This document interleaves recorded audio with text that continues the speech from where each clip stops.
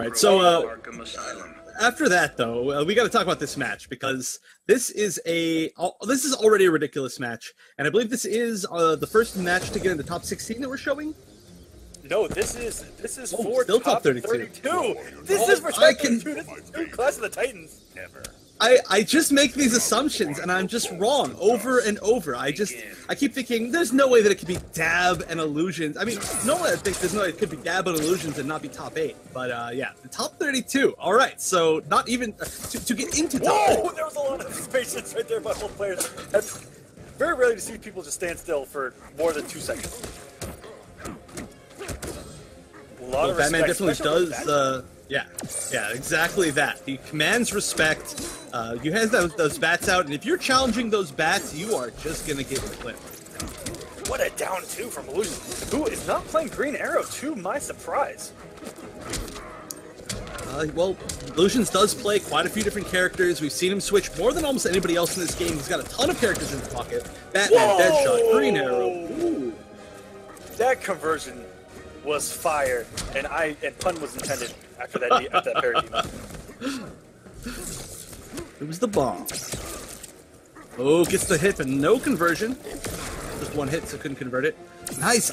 I love Dab's usage of the bomb paradigm. He uses it like nobody else does, and it's actually one of the scarier mix-up tools that the character has. Ooh, Illusions trying to bring it back.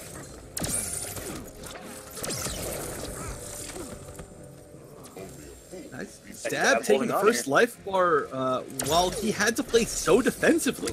I mean, Illusions was just all over him, and so it looked like he honestly did a lot more damage than he actually did. But Dab's defense is good.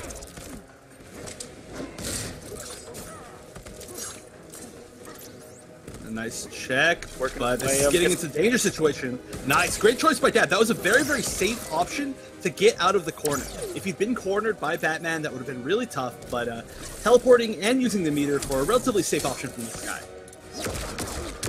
Now, yeah, exact situation just mentioned, didn't want to get cornered with bats. Batman has trade out 3 bars of meter. You're going to be blocking for a long time, and chances are you are not going to block right and catches him going for an instant air teleport there. Forces the clash. You cannot win. Don't be so sure. Are they going to go for 2 for 2 here? Illusions only betting 1. Yeah, I guess he wants that one for the conversion. Oh, and the Parademon is wasted. Doesn't use the bar for the restand, gets a raw grapple anyway. That was nasty. And oh no, he actually got the bar back, he didn't realize it. And this could be a comeback from Dab. Oh, he gets through. Oh my gosh. Oh, I don't. Okay. Did Dab have the meter to meter burn the knee, or what? Did he get it from getting hit at the very end? I can't even tell, because if he meter burned it, he would have won. Okay. He would have broke the armor, did enough damage. I mean, even if you were to slow that down to, you know, frame by frame, Batman, what just happened there? And there were a few things that happened there that were just crazy. For one, the armor didn't break, but potentially he took the hit. Fighters approaching the Joker's playground. You know what? I can't even answer it. I can't even answer it. That was just nasty. There were shenanigans. Shenanigans were happening. There was a lot of invincibility, wake up invincibility versus armor versus trades versus a bunch of weirdness. But I mean, that was just down to the wire. And again, I'm just showing how good his defense is. And I'll tell you what was crazy was Illusions not recognizing that he built the bar of meter on the grapple to meter burn it, to get the restand, to throw some mix, get some chip. But Dab is answering strong here, not getting affected one bit by that. We were talking about that earlier, how you have to be ready to really look at your meter partway through your combo, even if you don't think that you have enough to get the full conversion. Because you might get it. Might get it partway through. Meter build is really large in this game. Okay, just raw down 2. Raw down 2 into walk back. I like that. You know, you gotta read these teleports, you know what I mean? Oh, getting the cross-up jump too. Maybe cross-up, actually. That was kind of a weird one for Dab to get hit by, so I think it may have been the fake cross-up. which do exist. I lost a lot of money to Darth Arm in a money match because I did not know what side he actually hit me on until after I lost the money. He said, oh, I wasn't crossing you up, but I was crossing you up. And I'm like, what? Yeah, that is the Batman classic. And then, of course, he lands behind you anyway, so it's not cross up to cross up. It's done. Don't be so sure.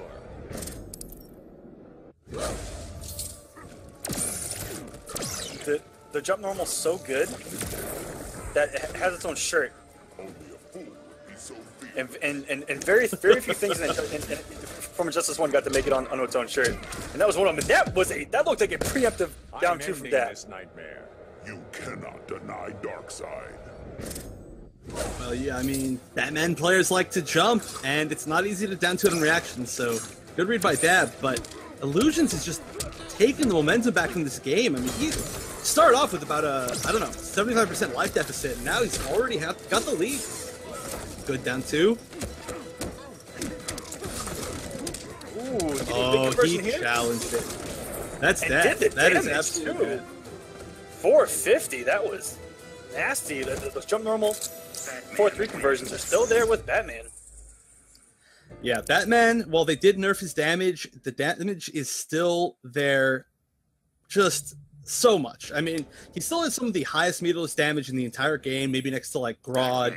And then, even with meter, I mean, we just saw that. It was 450 off of 1 bar for a very basic conversion. Not even a huge damage starter, so he's still got the damage. And, ooh, we're seeing us switch to another interesting character. Red Hood. So we actually don't see... Oh, actually, no, you know, we've started to see a lot more Red Hoods in competitive play. We did just see Kraven at Finalizing, and of course, we've seen Sonic Fox everywhere. Red Hood... As I mentioned, I didn't get to watch a lot of Finalizing, but I'll tell you what, that is Kraven's character. He played back in Justice 1. That's true. Played Deadshot. It just seems like his kind of character, you know. Guns here. I don't know. It just seems like Kraven's kind of character when I think of Kraven. It's just crazy. I agree. I totally see him playing it. He did extremely well. He knocked Shen into losers. Didn't quite manage to get him the second time. Did well against Dragon, though, but ooh, yeah, Dab's not get out of this corner. From Iluusions. Batman's damage, still there. It is, without a doubt, still there.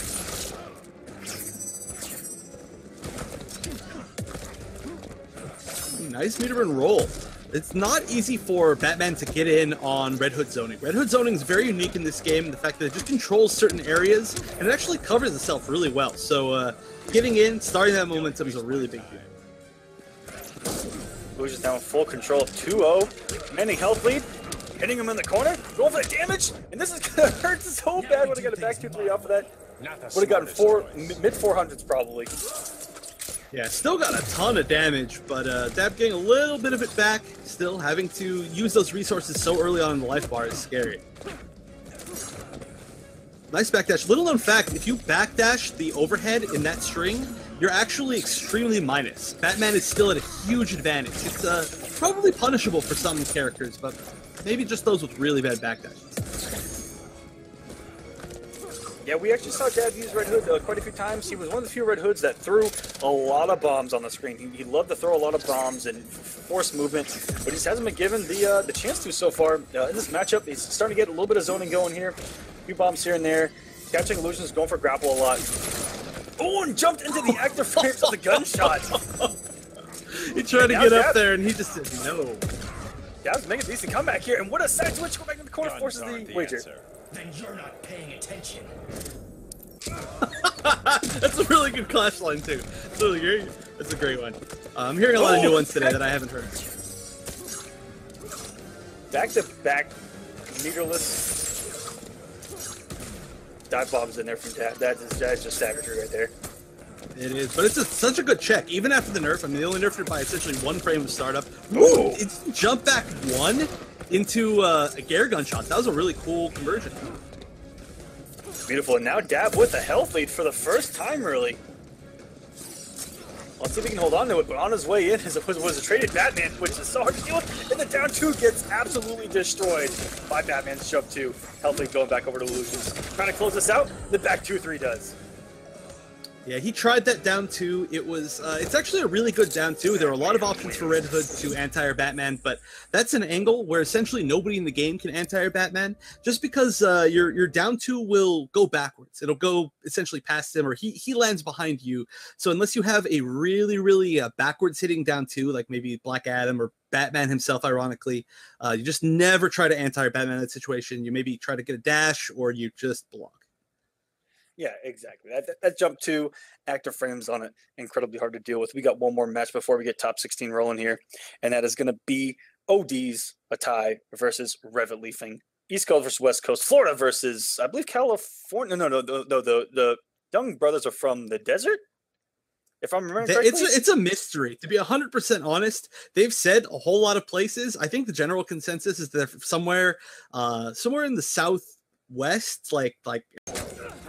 Oh, look at this patience. This is a style I think that we're seeing more and more as time is going on. So Cheetah originally was one of the kind of like wild, crazy characters, but especially with like how Shen ended up playing, and I mean, obviously Refit, we're seeing a lot more of like a patience, and then boom, one single time going in. Because if you're too predictable going in with a character like Cheetah, you're gonna get bodied. Oh, good combo. Oh, no roll by a tie. You need to roll the uppercut ender. If you're not rolling the uppercut ender from Cheetah, it gives her free setups that she shouldn't have. Just jumping over a tie. Is this a runaway Cheetah? Is that what we're seeing right now? And I've seen a lot of checks. Wow, he just got absolutely bodied with that side switch mid jump. But yeah, that jump attack. Pray to the goddess of the hunt. In the neutral, they have you it can't off. be happy with that. Keeping that trade up, keeping the extended limbs. They get the one down too, but Revit has just been pouncing all over a tie right now. Had a damage buff.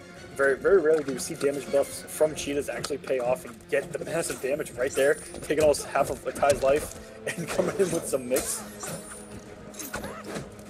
This is looking very good for Revit, and this is a matchup that I've personally never even seen before. I'm surprised that we're seeing a tie stick almost completely in trait. I don't think we've seen almost a single projectile, but I think the projectiles could do really well. At the very least, they control a little bit of space and try to control a little bit of the meter. But I don't know. A tie must know something that we do not. Oh, good tick throw. That should be so much damage. Actually, a great flip out. Really needed that. Oh, and the forward three. Such a great. This might be, you know, arguably. I will accept any arguments in this game, but arguably probably the best forward three in the game. Ooh, definitely one of the best. The fact that it's 2 hits, of course, just like Flash's back 3, means that you can't just meter burn back 3 at yourself. And then on top of that, I mean, it's plus, it launches for a lot. So I agree. Definitely one of the best forward 3s. I'm trying to think of who else could be potentially up there in that spot. But, I mean, maybe for different reasons, like, you know, maybe Poison Ivy's because it goes so far, or like, yeah. But definitely, without a doubt, at least tied for that top position, just based on its usage. Yeah, a lot of people say, you know, there is no bad time to do it. That is, it's essentially true. It's such a great check in general.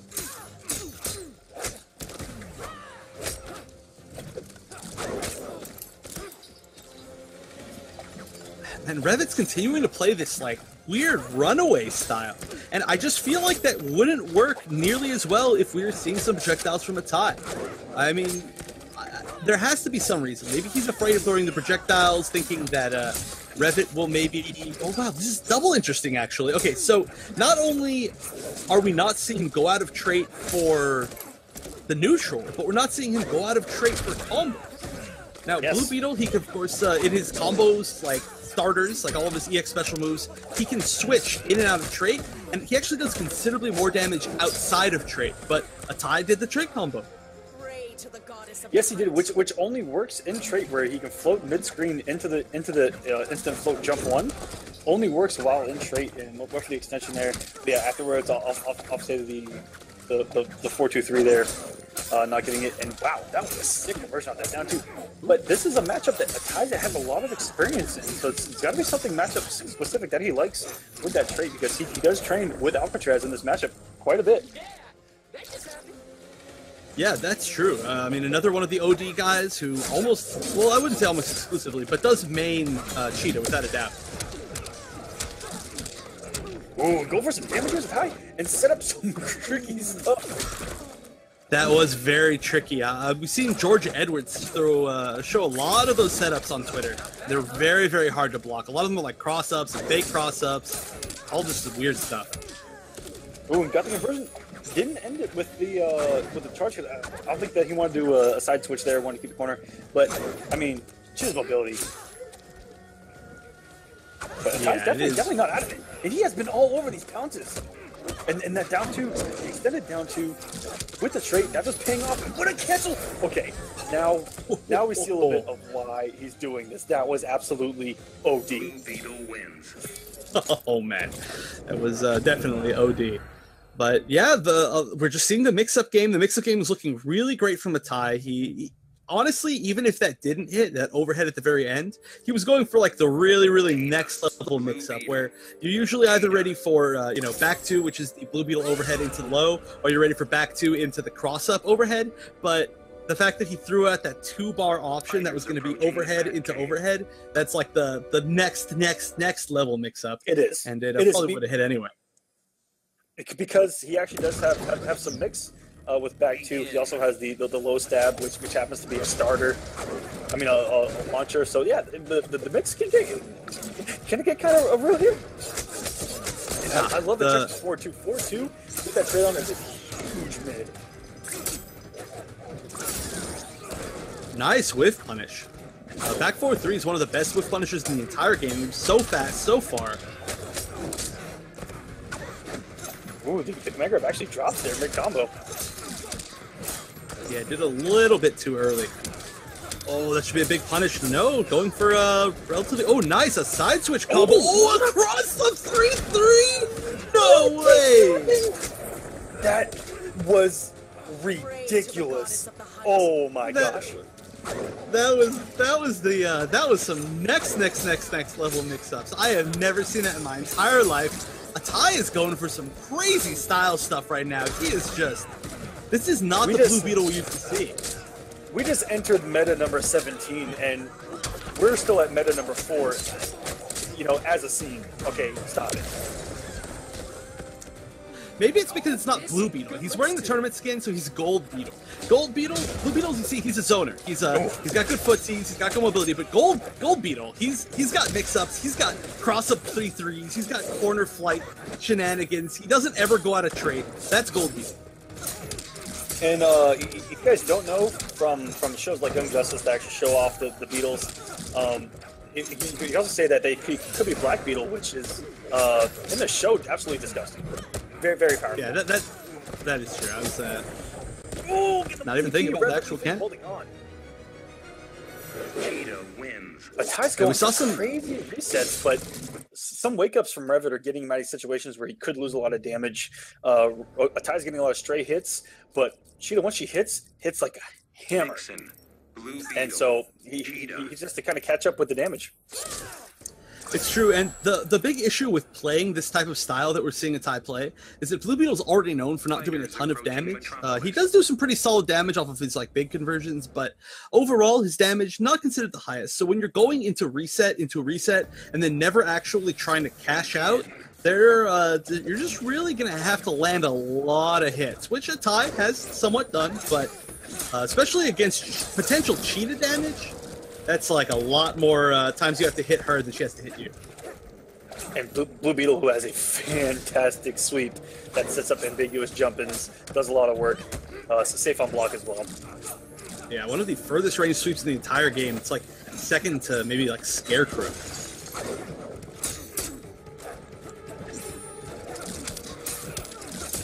Oh, the instant air flight to bait the low. That is very nice. Hard knockdown. That should be a bait. Oh no, well, still catches the back dash instead of the actual just punish.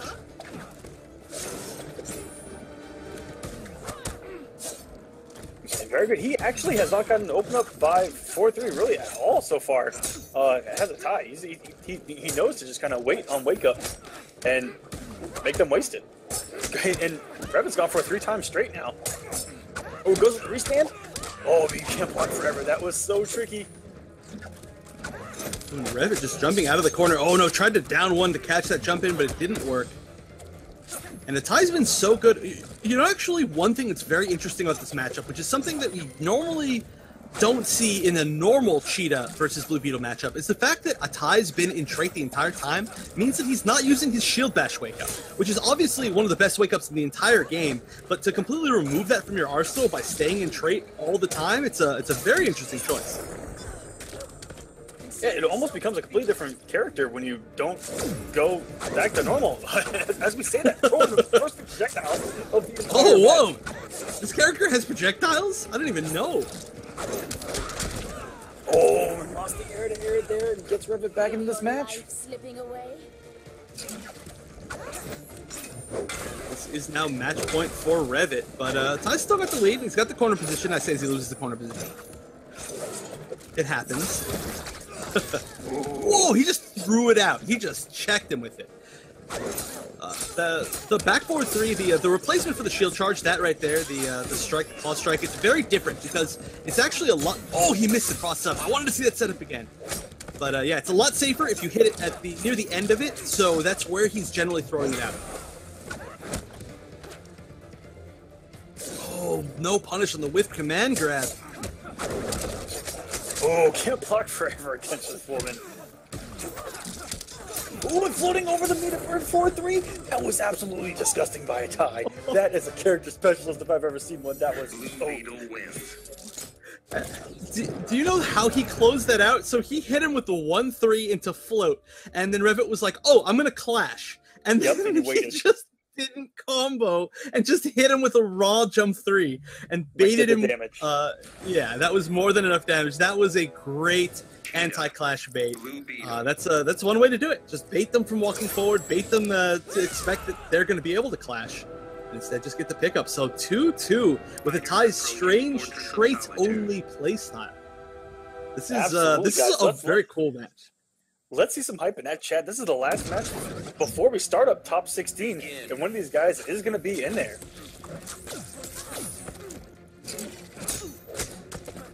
Ooh, that's a tough check. That is not safe. 4-2. And this is a very strange costume for Cheetah. It's, I don't really know how to describe it. I don't even know if I really want to describe it. It's similar to some of Valina costume where she just had a few bandages on. Yeah, flush It's bit. just awkward, but it's not as defined. She's like half mummy, half cheetah, with some leg gauntlets on. Just for her shins, it's the only place that needs protection. I guess with all those jump-ins she's doing, that's the oh my god, most she just vulnerable low profiled that jumping out of float with a sweep. That was absolutely disgusting. But Atai's had a lot of good conversions off of stray anti-airs and then down one into 4-3. I've liked what I've been seeing. Every time he's done a projectile, he's actually gotten like mauled for it. So this projectile list playstyle, oh, there we go. Again, you might want to right as you say that. Like, immediately as you say that, we see a huge combo punishing that projectile. And then Atai's like, yeah, that's why I'm doing that. Just immediately puts on trade as he can. Oh my gosh, these conversions are off the chain. And oh, got the Jean-Claude Roundhouse behind the head and got out of the corner. That was great situational awareness there by Atai. Yeah, and I think that was the first time he's actually used that follow-up to the overhead. That was the perfect timing. Catches with the double overhead. Your blood'll stain my claws. Atai wants to keep things even here. Doesn't want Revit to get the health lead. But now he has no wager moving forward. But still has the meter lead, so if he can force a wager out of Revit, he's in a great position. But man, he's going to lose out of health. He came off his bar, and he's going to eat even more damage for it. And he used so much meter in that, he's losing all of his resources, actually gaining them back pretty quickly while he's taking damage, but he's losing health, and that's huge. This might kill. And it does. Revenant Leafing is going to move on to top 16. Draw more of the gods. Just the top 16. Gosh, just not even top 8 yet, but that was very nice at the end. Took a whole chunk of damage. Revit didn't even get forced to clash, but I really like that Atai playstyle. I think maybe we could have seen him maybe go for some conversions that would go in back out of trait and then back into trait, even if he wanted to stay. The real interesting thing about the entire point rankings right now is how many ties there are. There are a lot of ties. Like every point counts. I mean, one point is worth 1,000,000 points if it's the 1 point that you have above somebody else. All right, but here we go. The match to make it into winners top 8. Yes, this is the match to make it into winners top 8, where PerfectLegend is going to take on Blind Ducky and try to make it through the projectile forest. Oh, and he's doing a really good job of it so far. Oh, PerfectLegend. Wow, look at tricky. Wow, what a low profile on a stand. One attempt though at Ducky trying to get things going, but PerfectLegend not falling for anything yet. Oh, that is going to kill. And I don't know if it would have killed if he'd have gone for the back 2-3, but a back 2-3 there would have put Ducky into the corner. Yeah, I think he just wanted to go for the safe pick. And the big thing here is that since Brainiac is... Wow, that was a weird catch out of the but since... because Brainiac is Brainiac, he can switch sides. I mean, he's going to switch sides on everything. Yes. So I don't think the corner matters quite as much to him in this matchup. I know Brainiac with meter in the corner hits. You guys, he hits so hard. He can hit for 500 to 600, pretty easy. Ooh, what if the back out there? Don't get it. Ooh, caught the air attempt with another dive kick. You cannot kill me.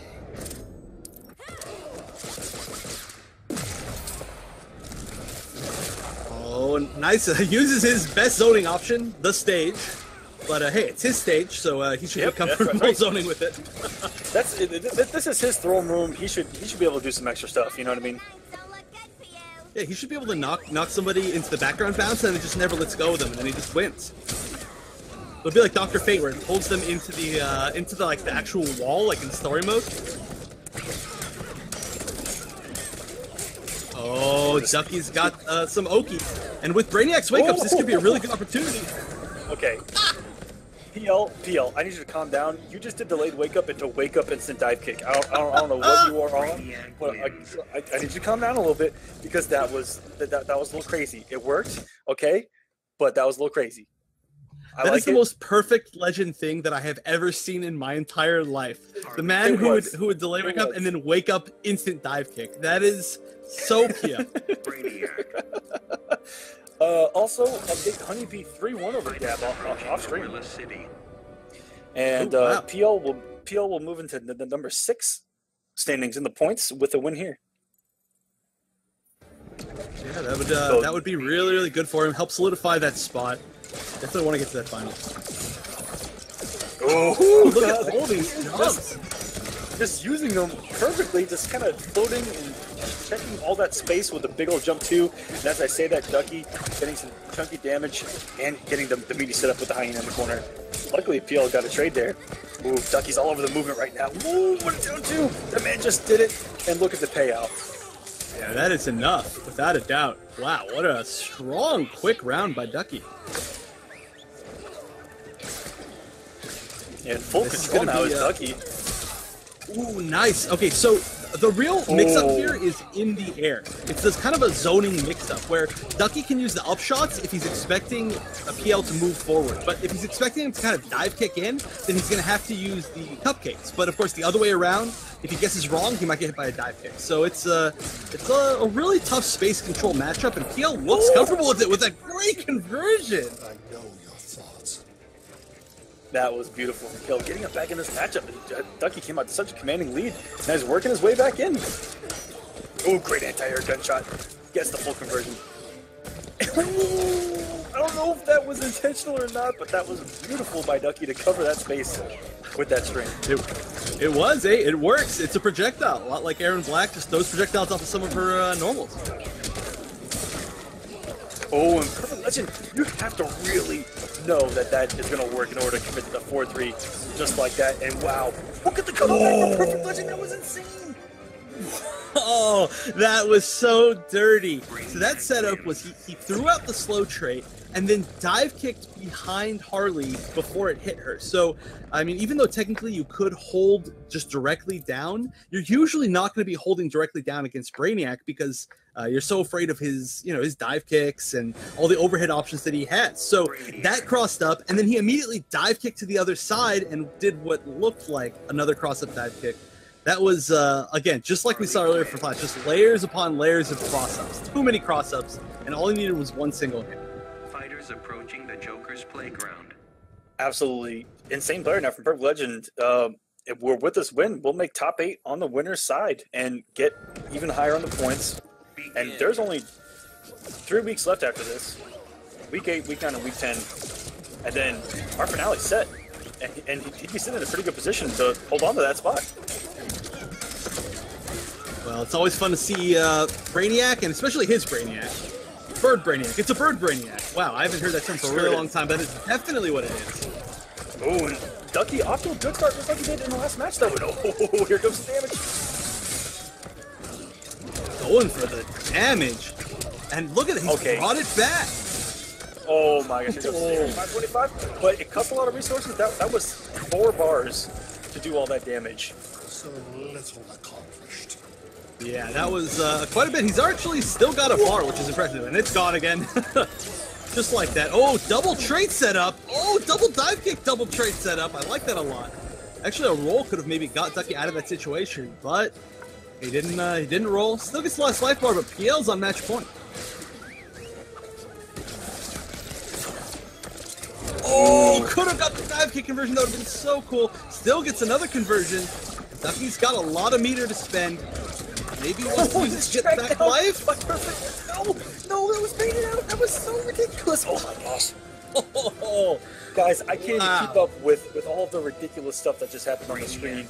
That was, I mean, read after reaction after read after reaction, like back to back to back to back to back. And Perfect Legend just 3-0's Ducky to make it in the winner's side of top 8. Our first one in.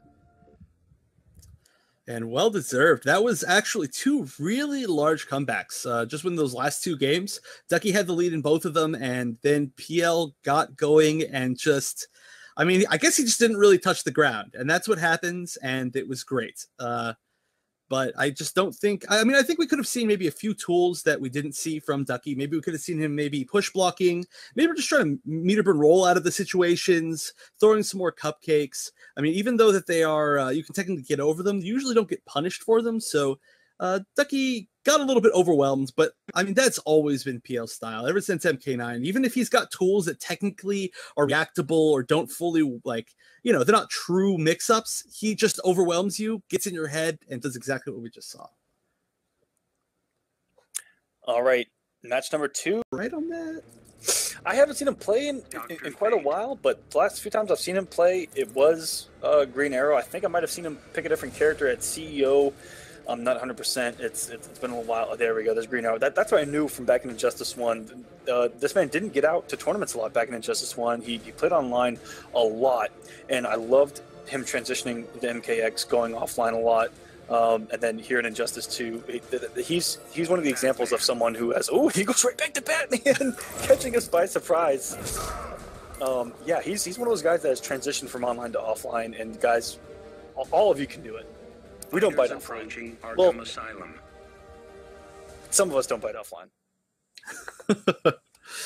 No, it's always good to just get all the different types of experience that you can get, and it's also really fun. It's a very different experience, both online and offline in tournaments, and yeah, I say always do them both. Why not?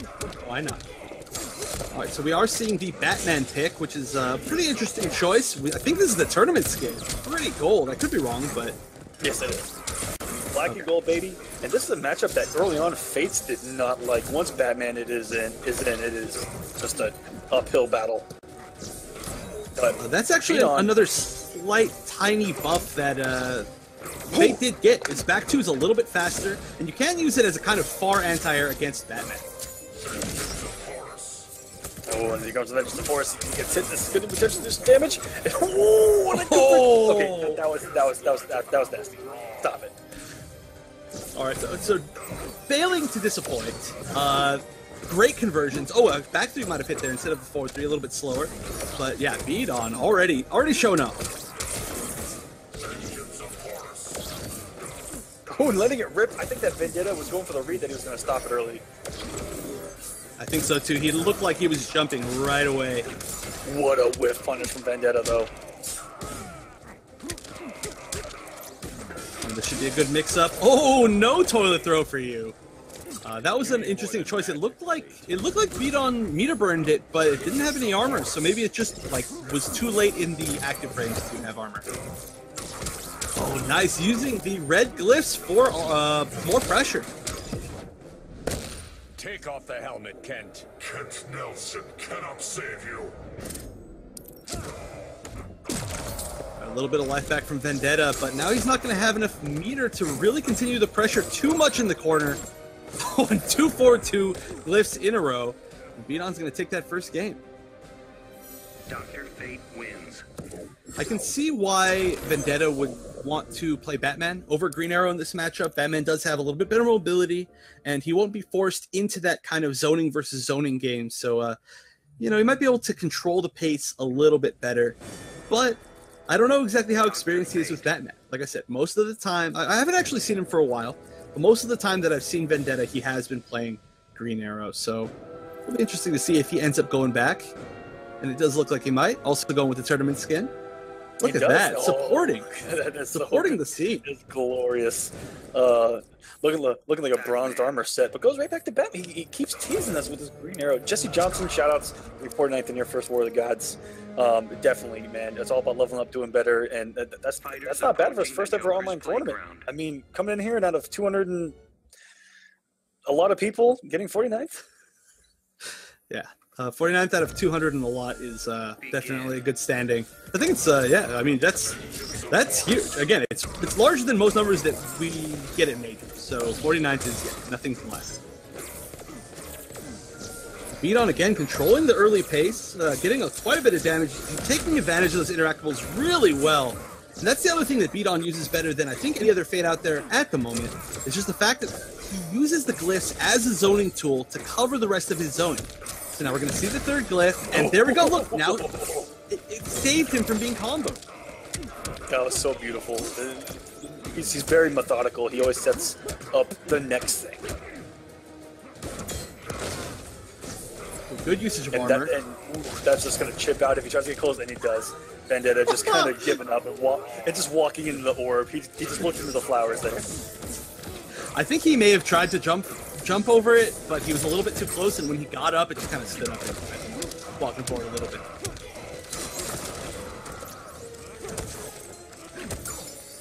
Oh, three back threes in a row, do a fourth. Oh, I mean, it's a way to pressure. The hell's blinding you, Kent? Vendetta getting pretty close to evening it up. Nice. Meter burn forward three to beat meter burn forward three. And that's going to be essentially the life lead for Vendetta, but he's going to need to now chase Beetle across the rest of the screen. It's going to be tough. Oh, or is he? This man just swung twice on trait bats.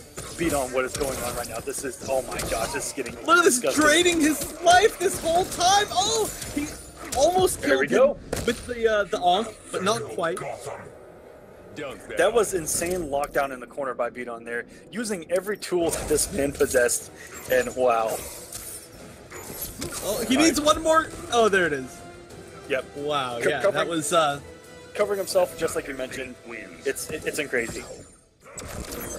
Yeah, and can I just say too, he started that off with a 450 damage combo into that corner, and then opened him up. There 450 damage combo in the corner, then set up a red orb, then opened him up again, set up the life drain. It was just everything in a row. I mean, like you said, every single tool that character has. I can never get enough of watching Beetle. I mean, Vendetta, he had some really unique pressure, a lot that we've never seen from Batman. Like, I mean, all the back threes in a row, it seems a little funny, but it's actually really smart because back three leaves you at a spacing that a lot of characters can't really swing after. So, again, he didn't get punished for it. He did some unique things, but he just wasn't quite able to close it out. Not expecting, I think, the kind of aggression that Beetle brought. I 100% agree with everything you just said, and he is such a big crowd pleaser. Everyone in the chat usually goes crazy when Beaton hits the screen, just because, again, it's different. He does some crazy things, and it's just, it's nice to watch someone use the tools like that and just do everything. And yes, congratulations, PL, making top 8 in War of the Gods, and he will see you on Tuesday, winner's side. Hashtag winner's side. Hashtag winner I actually didn't even notice that at the end. Hashtag winner's side. Wow. It's not even winner's side. It's winner's side or winner's eye. So good stuff. But yeah, going into the third game, Vendetta going back to his main, but already with a pretty early life deficit. He's tried to get in a few times. The meter roll was good, but looks very uncomfortable against this character. Full screen and the way that Beaton sets up everything, and nothing going right for Vendetta on the way in. Yeah, that not getting max might damage. be one of the worst drops possible because it ended up switching sides and throwing Vendetta into the corner. If he got that combo, he would have been able to get some corner pressure. He would have been a lot of damage ahead, but now instead, Beaton just has everything going for him position-wise. Vendetta getting a little bit swaggy, avoiding the zoning with a down arrow in the air, but just the damage is adding up and even covering himself and not usually Green Arrow wins any zoning trade with that ice arrow, but not right there and even beating him. Okay. Beaton. He used the he made the dive, or I don't know what it's called. He made the teleport stomp plus. That was just unnecessary. Going in, he could have literally just zoned for the rest of the game, but he wants to show off. Without a doubt. Yeah, okay, that was ridiculous. That was a clean 3-0 from Beaton. This man is in winner's top 8. That was absolutely disgusting. I'm not even going to lie. Yeah, I can definitely see why Vendetta was a lot more comfortable with Batman in that matchup. He took it very, very close. Both times he used Batman. Wanted to try his main at the end, but I mean, like I said, just a few drops, a few missed opportunities. He lost the life lead, and everything just snowballed away from him. So still really good play by Vendetta. It's just he wasn't quite able. There were a lot of times where he really thought that he was gonna, or it looked like he was gonna get the opening, but yeah, Beaton covers himself in ways that we usually don't see. I mean, what was it, like 3 separate combos that were interrupted by the fact that he had just put the third onk on them? Like, you never see that in general, but that in particular, we saw 3 times, so that's pretty impressive. Yes. And he is going to move on to play Perfect Legend on Tuesday, 8 p.m., same place, and that is going to be a very interesting matchup. Those are 2 crowd pleasers right there, going at it right out of the gate. Do we really need any other matches? Can that just be the only match in top 8? That's it. We're done here. It's over. See you just for that match 1st to 10 on Tuesday. Thanks, guys. See ya. Straight to finals. Turn it into 1st to 10. Everyone else, thanks for showing up. Here's a couple points for you. Have a nice time. Actually, that would be severely underselling the rest of the players that we have still fighting to make it into top 8. I mean, the rest of the talent is just ridiculous. We've been giving some updates in the chat, seeing all those. Susie eliminating Young Monster, Handy Savage eliminating Star Charger. So Star Charger won't make it back in there for the 2nd week in a row, but that may have been a mirror actually. So I wonder if we'll see any Handy Savage later on. That was I believe a Texas kill there. I believe Handy Savage is from Texas as well. And moving on the winner side, we're gonna have Iluusions versus Tweety, a noble team kill, our 50,000th one here on War of the Gods and Combat Cup, going at it for winners top 8. Yeah, no real surprise there. I mean, that's just what happens, you know. It's unfortunately too many good people on one team, and they're going to end up having to take each other out. But Tweety and Iluusions, that should be a good match. The real question, of course, as usual, who will Iluusions use? All right, so is he going to trick us like Vendetta's been tricking us, or is he actually He's actually choosing Green Arrow. He has, and he has done very well against Supermans with Green Arrow. I've seen him beat many Supermans. I've seen even offline guys think that Superman was the right pick, going for Superman against Iluusions, and the arrows just annoy him to pieces, keep him out of the air. And now these trades, I'm actually shocked that Superman is recovering from these lasers in time to block, because the damage is definitely there for Green Arrow. I like that Illusions goes with this black and gold arrow skin, keeping true to his noble colors there. Oh, that is a noble skin. Okay, I've said this actually a lot, that I think that these players that are on these teams need to have the skins for their colors. I mean, 100%. Why wouldn't you? You gotta. But I give a hand to Illusions for doing it. Yeah, and you know, that's something. Wow, the breath catches the air escape attempt. Now Illusions comes off so many resources. That's okay, he's still in this fight. The health is even, and yeah, that's something that if the guys that were in us are watching, that's something that we can definitely say that team shaders would be awesome.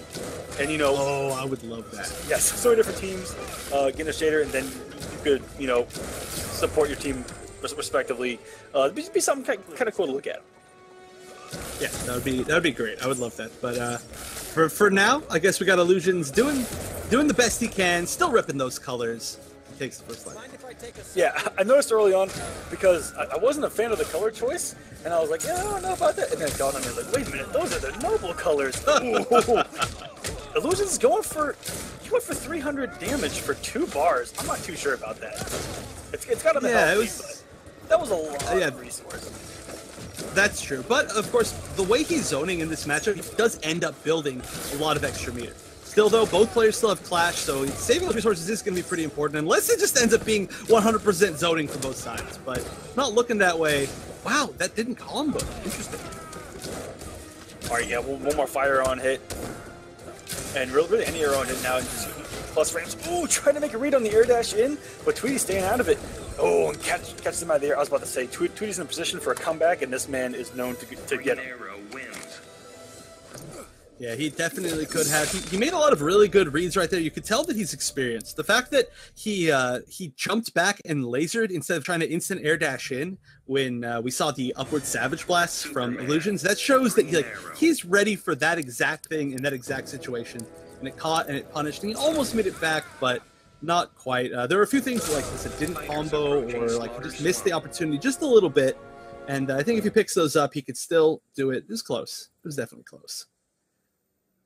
Illusions, though, showing that he knows the matchup. It is a very weird zoning matchup. One of the weirdest zoning matchups in the game, just because both of them have like very unique angles to their projectiles. Both of them have a really strong wake-up game. Superman's got toned down a little bit. It's much easier to punish the rising grab, and they made the Superman punch a high. So really all you have to do is crouch on his wake-up, and then you can really punish both options. Yeah, that's true. There are a lot of options to low profile. You know, little different option. A little different. But as long as you're crouching on his wake up, you really cover every option. Where's the PL? You gotta do instant dive bomb on wake up. There we go. Wow, and look at that. The life lead already turned around. Well, actually, back again. But Tweety taking back about 80% life over just a few hits. And evening us up immediately is Tweety, and has a good positioning. Ooh, the laser didn't become active on Illusion's hitbox there in time, and now the trade Illusion's favor. And it's this wonky zoning of trying to read Superman going for the air laser, and then in your whiff recovery, Superman's doing another straight laser. It's really weird. Yeah. Without a doubt, it's, like I said, one of the weirdest zoning matchups. There we go. That's an addition that we haven't seen to the zoning game, where I think Tweety just wanted a little bit of extra damage doing the straight laser. Oh, and got pressing buttons very good forward. Time for it to rain arrows. That is a scary clash, because that means that Illusions is going to lose a lot of life here. Actually, just a little bit. Tweety saving the meter, but that's scary because now he won't be able to get the kill off of just maybe one laser. Oh, and Illusions gets the zoning advantage again. So that split decision by Tweety to save one for the EX laser doesn't pay off. Yeah, I mean, I think I understand what he was going for there, just so that he could be a little bit safer if it was blocked the next time. But yeah, unfortunately, he just wasn't able to close it out again, just to the maybe like last 10% of life. And I wonder if he would have been able to if he just maybe done take the life lead and get a bunch of sweeping lasers. Because if he starts throwing out a bunch of sweeping lasers, it really would stop Illusions from being able to throw out just a bunch of low projectiles in a row like we just saw. And it might have changed how it ended, but you know what? Tweety made his choice. He's probably got some other reasons behind that decision. I trust him fully. and there were a couple times where he threw the straight laser. I'm not sure if you brought it up, where he threw the straight laser and caught Iluusions going for the arrow. And wow, what a neutral jump early from Tweety, catching a throw tag by Iluusions. And got the position, but didn't get the whiff punish.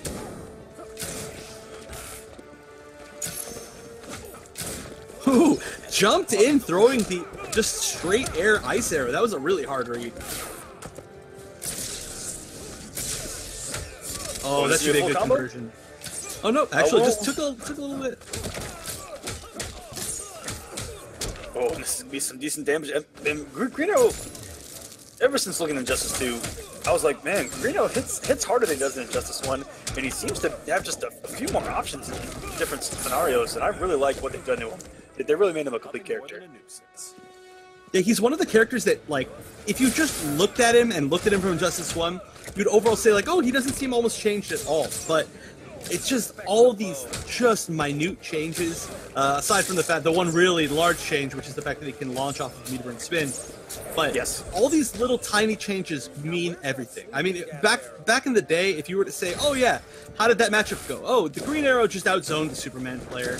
I think people would literally laugh at you. Not an understatement. And now that's exactly how it goes. Yeah, and as you mentioned, minute changes, they're really just quality of life changes to help him in a couple situations a little bit better. He doesn't have the dumb super reset, so they made him just a little bit better in a couple areas. His wake up game is still real strong. His mix is still real strong. They increased his combo potential, and he can really compete with a lot of characters in this game. Guys, especially after this patch, where a lot of his hard matchups got just a tad easier, and I'm not too sure if some of them are bad matchups at this point. I'm gonna come back, but what a wager to know he's gonna be on the other side. I think Tweety still has the lead in the meter department. He does, and now it's pretty close to even, but he's still got to get through the the arrow forest. I guess everything's just a forest. Doesn't quite get past the air projectile. So Iluusions taking it 3-0, but in 3 matches, it all went down to like 15% or less. Just a little bits of damage here. The way that you're gonna look good for Men's Warehouse. Yeah, it's destiny, like you said. All right, so we are seeing, of course, them sticking with their classic characters. This should be a really good early lead by Semiij. Cheetah has a true wake up, but it's not very safe. Still able to beat that neutral jump 1 wake up, or wake up bait actually by Catwoman. Ooh, and quick start. Me and Echo talk about this all the time. This is the Semiij start. He gets a hit, your first bar of health is going to disappear, and then he just takes this and he just runs away with the rest of the match. It's just gone by this point. It's so hard to come back from this exact spot against Semiij. This man just gets in the zone, and it's just a train wreck. And this is considered a relatively tough matchup for Cheetah, just because Catwoman really controls all those ranges that Cheetah wants to get. I mean, look at that down 2. Can we talk about her down 2? It isn't talked about enough. It is easily one of the best down 2s in the game. On top of that, it's actually one of the easiest to get huge meterless conversions off of, because it has a lot of advantage, and she's with her back 3, the way that her back 3 is, she gets a back 3 almost off of every single anti-air down 2.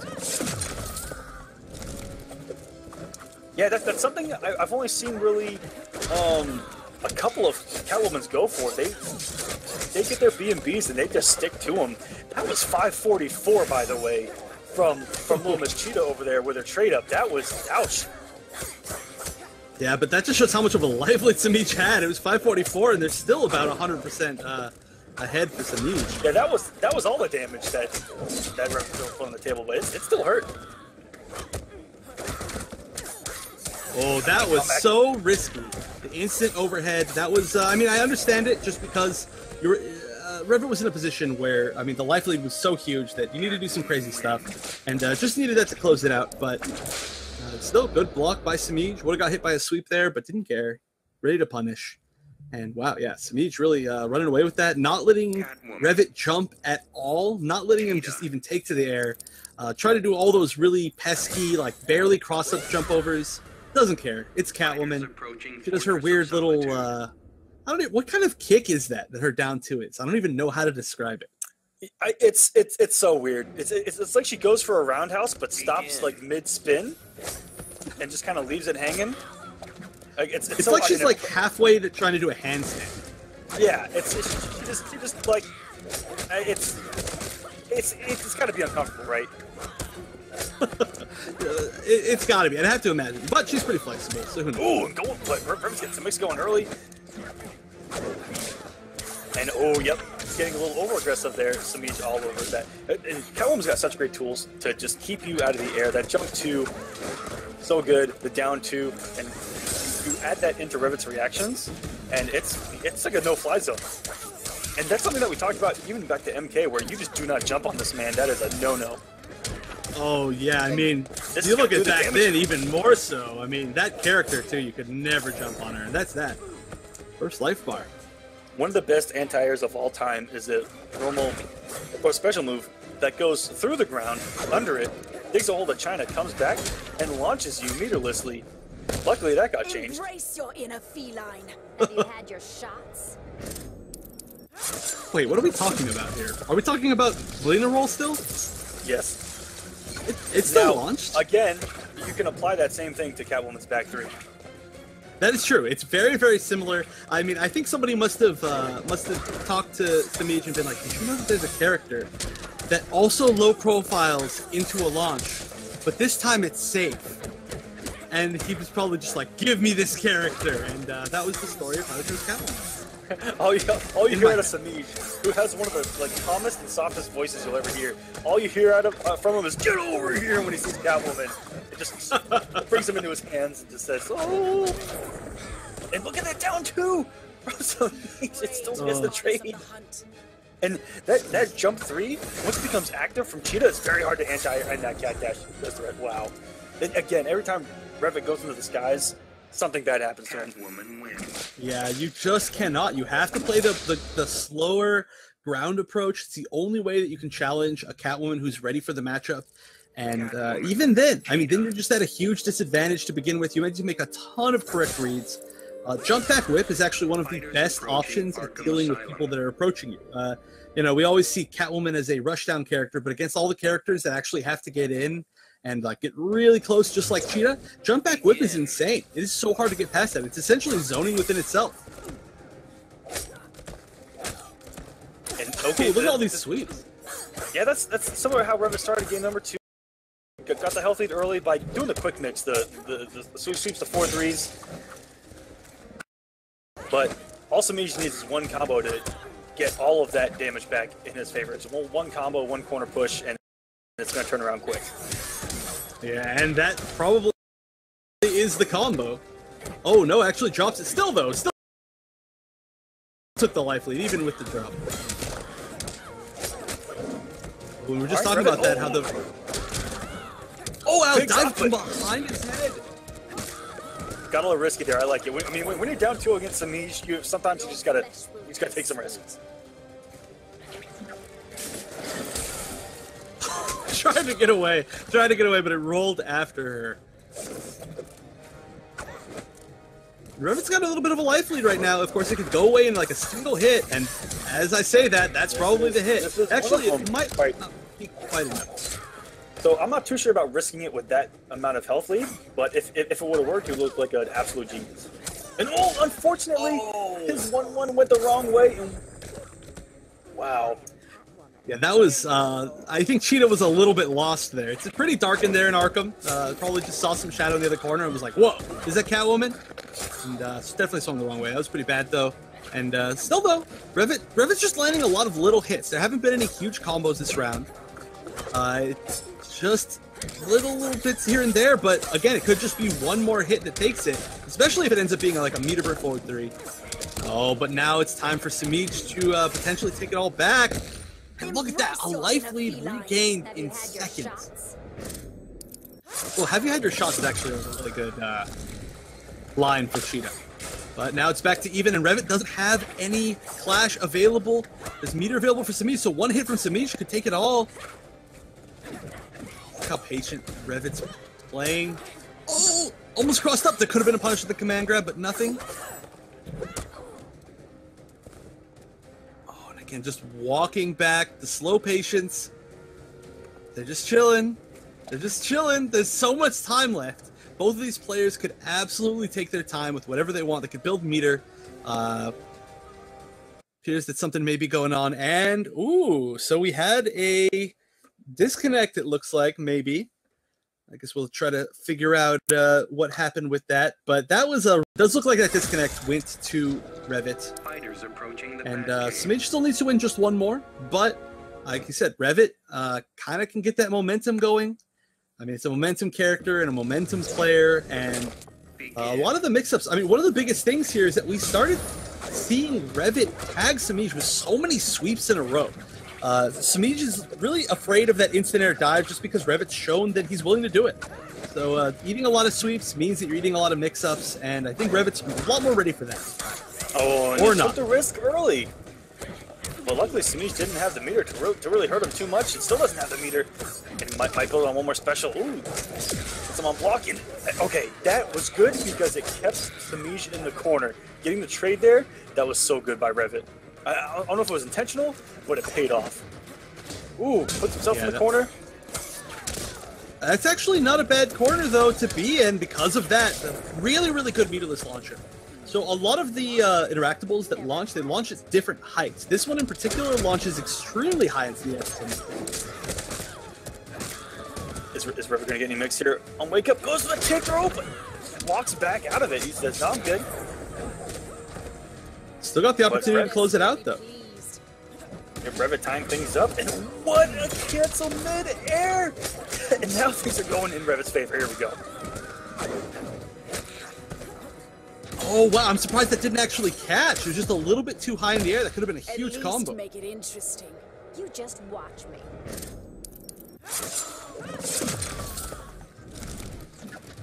Revit getting back a little bit of life.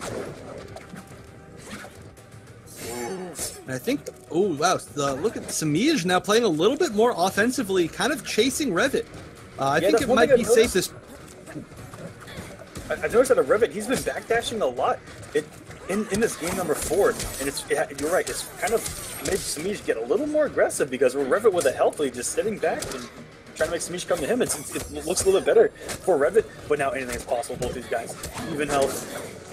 And wow, went to blow up. Wow, they kept with stand 1. Semiij stopped. Oh, everything's profiling interactable. Oh, and this is okay. This is what I'm talking about. Revit, once he gets some momentum, he can ride it like no one else. I have seen this guy come back for no reason whatsoever, and now we're at 2-2, and this is where he wants to be. He's got the momentum. He's going to get crazier. But where I thought he was going to be even more aggressive, he actually played patient in that game early on. Did a lot of backdashing, a lot of pounce cancels, and it just changed up a little bit, and it's so effective right now. Yeah, it's a very different style change, and honestly, it looks like Semiij, like I said, is getting a little bit less patient, but also it might just be due to the fact that we're not seeing Revit kind of kill himself by just like jumping in a lot. I say as he gets hit for jumping in, Exactly. and yeah, it always happens. But it's just a different play style. Oh, no commitment there from Revit. Actually got the ambiguous jump on the work there. And another meterless launcher from Semiij right into 400 damage. That was actually very smart too. Revit rolled the 1-4-2, knowing it's not a hard knockdown, and knew that the safe jump wouldn't work because he got up a little bit faster, so he decided to wake up with the anti-air. Ooh, very good coming in on that whiff jump 2 in the air, and here applying the pressure and then backing off. Revit getting close to the health lead. And Semiij is the It's actually a really interesting choice to back off, just because here we go. He didn't have the life lead quite yet. Oh, that's a bad drop. That would have got him the first bar of health. Now Semiij can play a little more loose because he has that safety net in between them. Oh, what a conversion with an instant jump! That was insane. Yeah, that was, I think that might have been the only way to actually stay a little bit more out of the corner, but that was just a very weird conversion to begin with. Embrace your inner feline. I'm good with cat adjacent. Cat Same position we saw in the last game, where Revit had to clash early. and then has the middle lead afterwards. Bergs immediately doesn't pay off. Oh, and the jump back 2 won't land from quite so close anymore. Ooh. Oh, but that still works. Oh, and unfortunately, again, gets tripped up in weird. Okay, first off, these are 2 of the smallest hitboxes in the game. That's and, true. Just naturally for cat characters. Oh, one more mix-up. No wager right now, and that's gonna do it. Noble Semiij hanging on, so close. Revit bringing it to a game 5. Let's see, making winner's side top 8. And you know Semiij wants that 5 beat, I guess you would call it. Winning so many in a row, already has such a huge lead, like 400-point lead over everybody else in the rankings, and he just wants to keep pushing that further and further, which he's got a great opportunity to today. So if he wins this week, he'll have won half of the weeks of War of the Gods, the entire season. And I think technically winning half the weeks and then even placing it all means that you're guaranteed first place, right? I think. Oh yeah. I think he's all but wrapped up the #1 seed going in the top 8. Oh yeah, it's just insane. He already has, even just making top 8. Yeah. Wow. Look at that. Almost a 500 point. It's a lot. We've got 4 matches left that are going to decide the loser side of top 8. As you guys saw there, the bottom place in blank. These are our 4. About tournaments like this, you see all these players that you're like, I have no idea who they are, but obviously they're strong. And let's see who else he maybe got a couple wins over. Let's look at this bracket. Let's analyze it a little bit as we get this match set up. He made it through, got wins over Carbon and a tie, and then Buffalo. He actually went a tie Buffalo 3-2 back to back, 2 3-2s back to back to get here.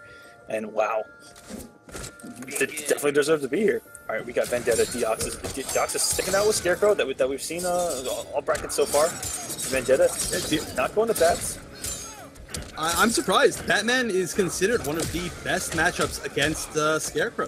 I remember even White Boy saying that there's really not a lot you can do with that matchup. You really needed a secondary push, and he immediately beat Forever King. But that actually still comboed after the air tech and the teleport behind the Deoxys. Talk about things going your way.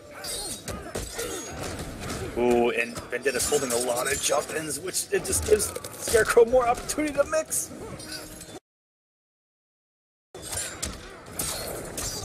Ooh, good conversion, actually. If he had used command grab or maybe even the blast in that situation, it wouldn't have converted. So he knew he had to do the full string just to catch from that very strangely angled anti-air forward 2-1. Good character knowledge.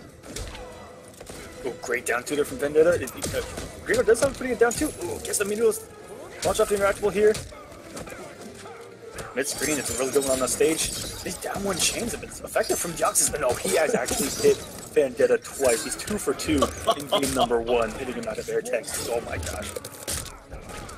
Yeah, the flips are just not working out. Oh, nice! Okay. And Hebron back 3's been working out really well too. And that's your weakness. Right, good amount of life left back. Ed Solo was 100% correct. This is kind of a preview of something we'll see tomorrow. White Boy versus Yamini. Oh, that's true. I didn't even think about that. Everybody's been talking about Yamini. But we'll see if it somehow ends up the same way. This is going to be so tough. I mean, just activating trait and teleporting twice might be enough to close this out. Or just land the jump 2 anyway. That's all you really need. And Deoxys is looking very clean. We'll see if Vendetta decides to make that switch.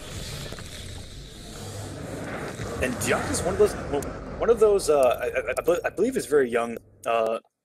Someone told me his age one time, but I completely forgot. Again, old age syndrome. That started in MK online. Scarecrow Went to his first offline event, I believe, in Texas. I believe he's a Texas boy, and does very well online. And transitioned from MKX. Never saw him in Injustice 1, and doing really well in Injustice 2 already. He's one of those guys that has been a part of the growth of the scene. Yeah, it's always great to see that, and it's also, I love the fact that he was one of the first players that we saw on stream today, and then he's going to be one of the last players. Yes, he has been around as long as us. which is in some cases hard to do. I mean, these streams are pretty long. They definitely are, especially if you have to end up fighting through losers like he did. I mean, it wasn't quite as much as Honeybee, but, you know, you have all these tough matches, you gotta fight through all these tough players, make it all the way here, and now you still got one more. Gotta clutch it out. But Vendetta's the exact same way. We saw his matches earlier on stream, too. Yep, but you know what the beauty of that is? Practice, experience. That is true. That's I mean, that is so much tournament experience in one day. Oh, and this is just gonna be a chip out with 1, 2, 3, and that's gonna do it. Jox is playing very well right now. I love the aggression, and he has just shut Vendetta down with all these jump-ins. And he does look like a deer in headlights against these things, and Reno's got a pretty decent down too. Scarecrow jump-ins are some of the best jump-ins in the entire game. I mean, people obviously talk a lot about Catwoman jump 2, but boy, that Scarecrow jump 2 is something else. Oh, yes. It's far, maybe even further. Yeah, the conversions are insane off of it. It's so hard to do it. And then the jump 3 hits everywhere behind him, in front of him, and below him. And you get pretty good damage off of it. It's so meaty, it's so big, it's active. He just does it, lands, and then guess what? If you block it, he throws mix. If you get hit, you're probably going to need a mix somewhere in there. Yeah, or he gets a full combo. Into Oki, into more jump 3s. It's always scary. That's why this is one of the characters that's been considered. Honestly, I think he's just been moving up the tier list, just by opinion, more so and more so as time's gone on. Oh, and the took her off the down one. Oh, and look at how much meters on the screen. The 4-3 hits everywhere. Gigantic hook covering. Okay, so the chain is nowhere near him, but the hitbox is just up there anyway, right? Right. And that was actually a really scary read, just to put that out there. So a lot of characters can just kind of meter burn forward 3 right there, stay plus at the end. But because that's Scarecrow, he made that read knowing that would work. And if it was blocked, he would have been punished. One of the only punishable forward 3s unblocked in the entire game. And very punishable that up close. Yeah. It's a scary normal throw out if you're Scarecrow. But you can't be scared. As a Scarecrow player, you're supposed to make them scared. So that's true. Yeah, no fear. And that's exactly what he showed. But is he afraid of the man in the cape and cowl, the supposedly tough matchup, Batman? Oh, and that's a big whiff early on from Vendetta. Going to punish through the string, getting the interactable, and Doxa says, "Get that thing out of here." The balls of Atlantis, as I like to call them, are very good for both types of the interactables. They're really good when you throw them, and they can give mobility characters ridiculous movement, full screen, because you can actually back-to-back them. Yeah, and you can use them as many times as you want, as long as you're a gadget character and no power character goes and throws away your little tool. Ooh, I wonder if that was a cross-up setup. That would have been really cool, but I don't know how that would have hit. And Vendetta going back to zoning again. This is why this matchup is considered so tough.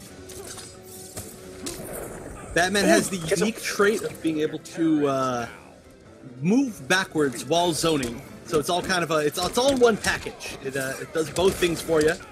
And he just gets to build so much meter. And of course, Batman with meter gets so much pressure, gets so much damage. Baits like that. You can't save Gotham.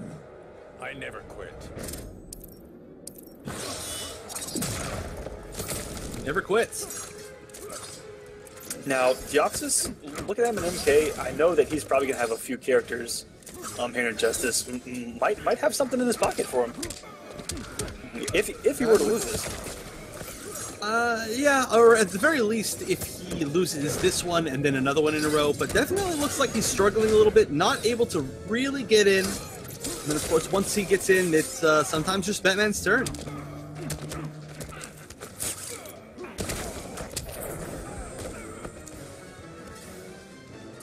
So yeah, not even losing his entire first life bar, the counter pick from Vendetta, looking like the right pick. With that, again, that sick tournament skin. Look at that rich man. His armor's probably literally made out of gold, knowing Batman. He could do it if he wanted to. I love that line in the Justice League trailer. What's your superpower? I'm rich. It's great. It's just fantastic. And Deoxys goes to Supergirl. Very interesting pick. I could definitely see it. One of the biggest issues in dealing with Batman for most characters is the fact that once he's got trade out, he can react to a lot of things that you do in neutral. And there's this range where you really can't challenge him. If you approach him, he's going to either get free pressure or he's going to get a free punish. Now, Supergirl's lasers are one of the tools that can kind of counteract that whole thing. Just because they're so quick, and from that mid-range, it's very hard for Batman to react. And on top of that, her down 2 is great, her footsies are great, and she's just good in general now. She's very considerably better at this. Yes, and she's doing damage.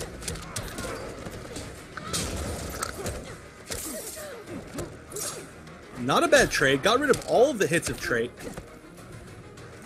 Oh, and a beautiful down 2 there. My Deoxys, this looks like a great pick early on with a commanding health lead on a potential match point. Supergirl has one of the best down 2s in the entire game. It doesn't quite look like it, just because it's so strange looking. She does her whole like upside down flip kick, but boy, that is it's fast. It's got a great hitbox, and it gets some really good conversions.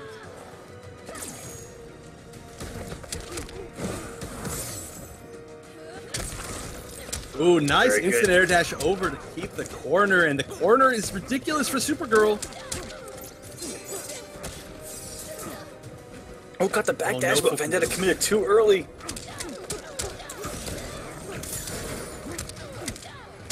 That's some decent damage here. Ooh, get straight out. Ooh, tempted Deoxys into a button by just going forward too. That was pretty tricky. Oh, look at the comeback now from Vendetta. Beautiful conversion too. Deoxys accidentally air dashed right into the unblockable. He wasn't even close to it. Ooh, and getting the back feet just far enough out that the stage transition didn't happen. Good hard knockdown, and oh, you talk about good down 2s. You cannot challenge Batman's down 2. 6 frames, great hitbox, so many good conversions off of it. Oh, but it isn't clashing. Why isn't he clashing? Is it such low life? Still fighting a girl, hero? You're no ordinary girl. The delayed wake up actually made her corpse hop with the powerbomb attempt there.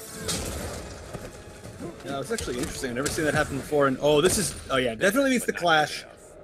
As if. That was a really scary situation. I'm surprised that Vendetta waited so long to try and clash, because there was a very good chance that he was just going to get shot by lasers. And right now, Deoxys could actually be using the meter burn lasers to try to force a situation where as soon as that trait reloads, it's chip death, but not even going to need to. As just playing pressure with footsies all together, just the whole package. Deoxys is going to move into top 8 losers.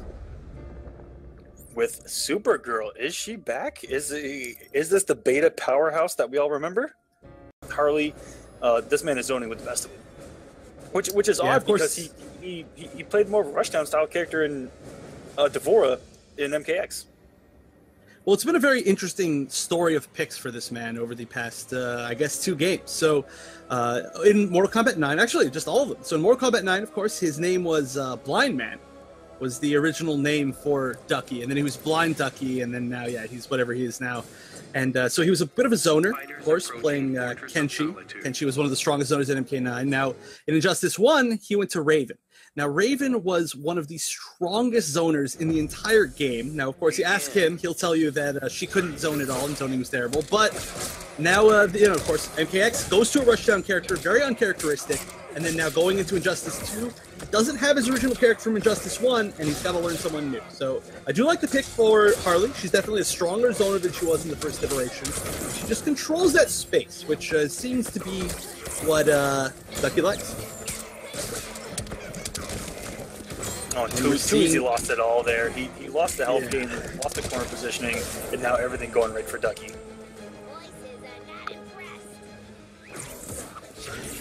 I do like the fact that we're seeing Too Easy play Fate more. Fate is one of the characters, of course, that got just some buffs, and I think just overall people are starting to realize that Fate's a little bit better than was originally advertised.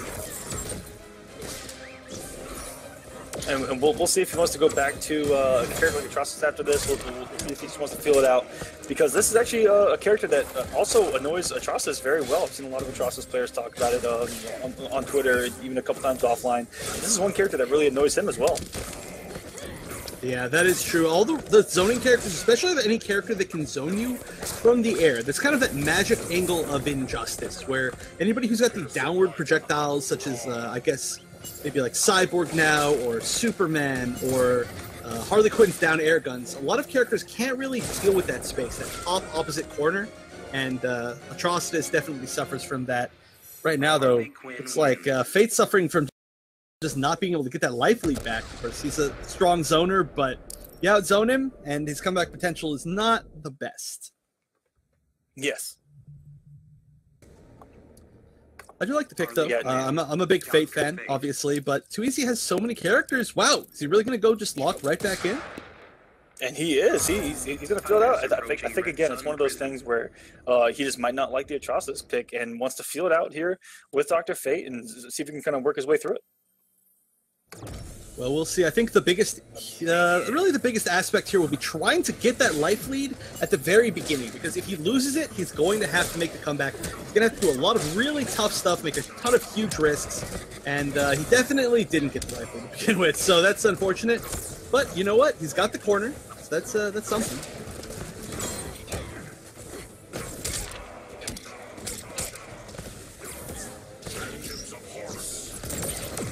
Alright, activating trait rather quickly, but commits to another projectile, and that could have been a huge punish by Ducky. Still losing a little bit of life over time, and it's really all it takes. If you can't take back that life lead solidly, you're going to get outzoned. Ooh, nice. Avoiding a lot of projectiles. Yeah, you cannot avoid those cupcakes, unless you're like Brainiac. Yeah, absolutely, and even then it's hard. They cover so much getting meter burned. He throws 3 of them, covers close to the ground, the normal arc, and then even the higher arc. It does a lot of chip, plus on block. Just adds to her zoning capability. I really love what they've done with Harley. The hyenas just add this extra element that she didn't have in 1 that really effective, especially when she knocks someone down. They can just be so meaty. She can take a risk, take a hit, and the hyena's still going to come and protect her. Right, it really just tied, it's like the glue that ties the rest of her kit together. It just makes so much sense, and it covers a lot of those gaps and just a lot of the things she really needed, which is why we've seen so much more Harley now than we did 4 years ago? Yeah. It was a while back, and she actually has a trait that has a purpose. Hey, I like the pictures and stuff, alright? The damage buff was actually really terrifying. Oh, and Too Easy's gonna need to land a solid hit here. Oh, good bait. A little bit of life coming back, but maybe not enough. Oh, good conversion. Oh, I need my big mallet. This chaos ends now. I don't think any meter for either. Yep, no meter at all. So that's actually a pretty tough situation for Too Easy. Wow, managed to win a lot of zoning, but he can't get in past everything. It's definitely a tough situation. And again, a lot of that came down to just the fact that Too Easy lost the life lead early on, and then he just struggled to ever get it back, which is kind of just a general Fate problem. Yeah, and fell prey to something that Harley players love. When everyone dashes in on Harley, coming out of the dash, so many times you're crouch blocking, and that instant air shot catches so many people dashing in and crouching. I see it so many times, and right there at the end, it's just something that even I have problems with, even in previous games where, dashing in or even jumping in, you always land into a crouch guard. It's kind of like a natural thing, and those quick overheads, and they can hurt. But what Harley has also, to catch your recovery on jump-ins or dashing attempts, is that low that reaches very far. Right, so you're doubly afraid to be blocking high in that situation, but then she slowly gets you more and more, takes that life lead, and runs away with it. Ooh, great down two. And I have a couple highlights here on War of the Gods of Ducky with that down two. Even breaking an armored interactable with a hyena hit, and then the 2 hits from the down 2. It was insane. Wow, you almost never see those broken ever. And again, I have to say it again, I'm surprised to see Too Easy stick with Fate. Maybe this is some sort of dedicated pick, but I mean, we've seen Too Easy go Deadshot, we've seen Too Easy go Cyborg. I feel like maybe another character that's better at winning the zoning versus zoning matchup might, I don't know, work a little bit better, but I guess he's digging it, he's sticking with it, and I love it, because I love seeing people who are dedicated to it. Oh man, oh, I was about to say he had a full stick of butter, possibly could have seen the super. They're so rare. Meters required for so many things, and they even added on to those things with meter burn rolls on the ground, in the air. But the hyena coming in, saving the day. Blind Ducky is going to make it in top 8. Harley Quinn wins. Very nice. Ducky definitely making it a top 8 before, so looking to repeat that process with the powerful zoning. Not quite able to close it out against PL, but still manages to make it through losers. Very nice job. And that means that there's, I believe, is there one more match?